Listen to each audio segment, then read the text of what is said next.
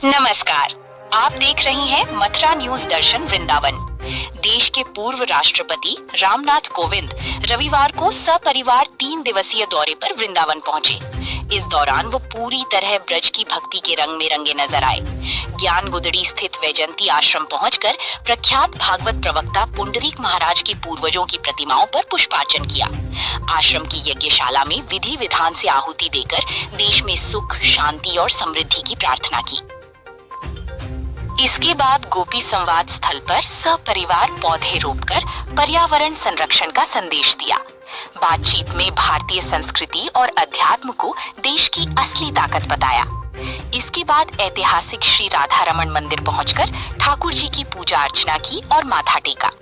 आश्रम में पुंडरीक महाराज ने पूर्व राष्ट्रपति को तुलसी माला, चांदी की गाय, ब्रजरज और श्रीमद् भागवत गीता भेंट कर सम्मानित किया। रिपोर्ट रघुवीर बघेल। जी, आज राष्ट्रपति जी का कार्यक्रम रहा, किस तरह से रहा, क्या क्या हुआ? पिछले दिनों अमृतसर में श्री षडवत चैतन्य महाप्रभु के मंदिर के मंगल पाठोत्सव पर महामहिम 14वें राष्ट्रपति जी का आगमन हुआ था और तभी से उनके साथ जो राधा रमण जी की महिमा और गरिमा की चर्चा हो रही थी, तो आपके मन में उत्सुकता बनी हुई थी कि मैं बहुत जल्दी वृंदावन आऊँगा। और श्रावण का ये महीना चल रहा था जब सब तरफ आध्यात्मिक चेतना व्याप्त थी। सावन तो शिव का ही समय है और महामहिम 14वें राष्ट्रपति जी का जो नाम है उसका संबंध भी शिव के साथ ही, तो बहुत अनुकूल समय बन गया। और श्रावण के समय वृंदावन के कुछ दिन उन्होंने प्रवास की ये क्रम जब सूचना जारी की, मुझसे संवाद हुआ और आपने राधारमण मंदिर की दर्शन की भावना प्रस्तुत की। विशेष जो उनकी सुपुत्री हैं उनके मन में भी था। तब आज की योजना बनी। सबसे पहले आपने वैजयंती आश्रम में आए जहाँ मेरे महाराज जी, बड़े महाराज जी सब आचार्य गादी है।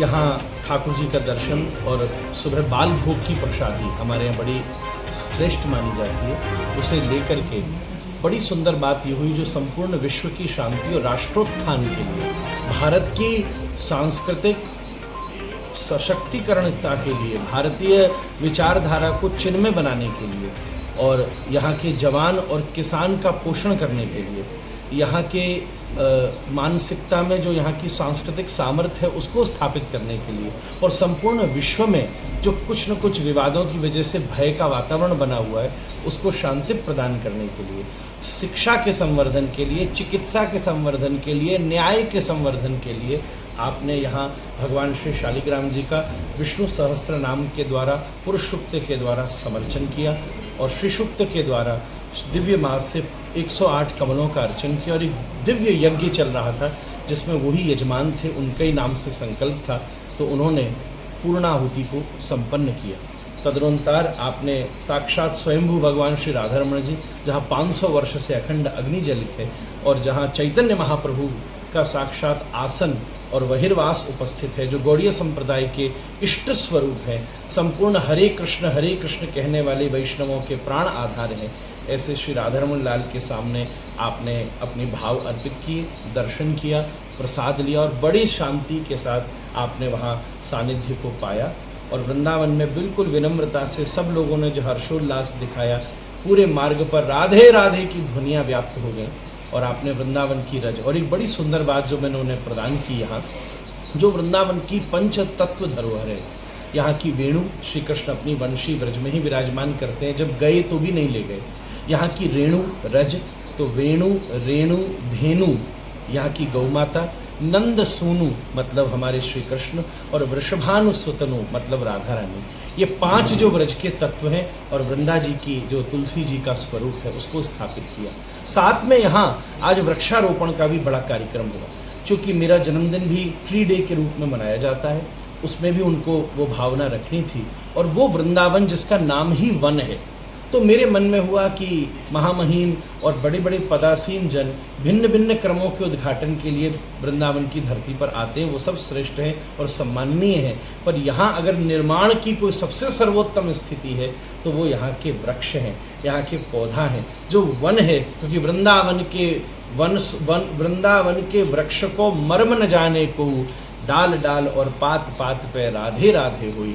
सो आपके द्वारा वृक्षारोपित करके ये प्रेरणा भी दी गई कि जितने भी लोग वृंदावन आवें निश्चित रूप से अपने हाथ से सब जगह वृक्षारोपण करें।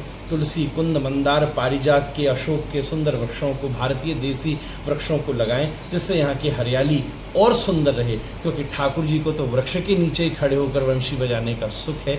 ऐसा बहुत दिव्य ऐतिहासिक आयोजन आपने बहुत धीर गंभीरता से प्रस्तुत किया। भविष्य में भी आयोजनों में आने की आपने अपनी संकल्पना, अपनी इच्छा व्यक्त की, और एक बार श्रीमद् भागवत जी को भी आस्वादन करने की आपकी मंगलमय इच्छा आपने व्यक्त की। राधारमण लाल, ऐसे सरल और श्रेष्ठ जनों को जब कार्यभार सौंपते हैं तो देश का उत्थान होता है। आपके आज के इस अनुष्ठान के माध्यम से पूरे भारतवर्ष की कीर्ति दिगंत व्याप्त हो, यहाँ के आवश्यक लोगों को सब चीज़ प्राप्त हो, एम्प्लॉयमेंट इंक्रीज़ हो, एजुकेशन इम्प्रूव हो। इन सब उद्देश्यों से सबको मैं मंगल बधाई देता हूँ। राधा रमण लाल की जय।